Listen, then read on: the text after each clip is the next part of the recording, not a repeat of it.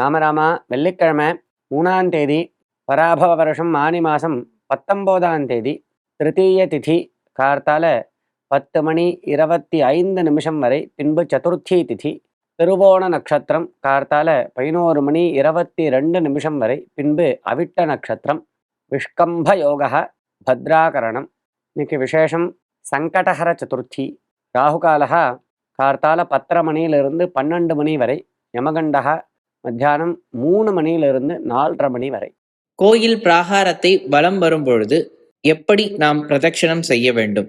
எந்த திசையில் இருந்து எந்த திசையை நோக்கி நாம் செய்ய வேண்டும்?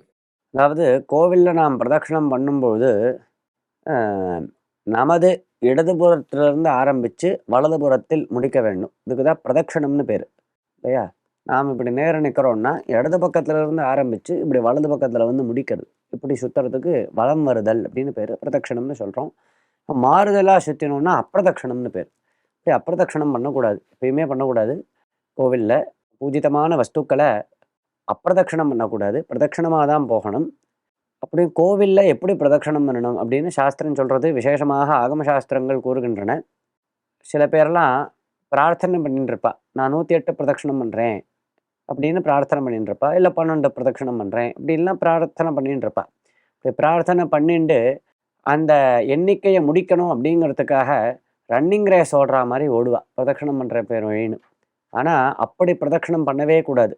ரொம்ப நிதானமாக பிரதட்சணம் பண்ணணும். எப்படி அப்படின்னா, பூர்ண கர்ப்பிணி 10 மாதம் கர்ப்பத்தை தரிச்சுட்டு இருக்கக்கூடியதான ஒரு கர்ப்பிணி ஸ்திரீ தலையில் குடத்தை, ஜலம் நிரம்பி உள்ளதான குடத்தை தலையில் வச்சுண்டு எப்படி நடப்பாளோ அந்த மாதிரி நடக்கணும் பிரதட்சணம் அப்படின்னு சொல்லப்பட்டிருக்கு.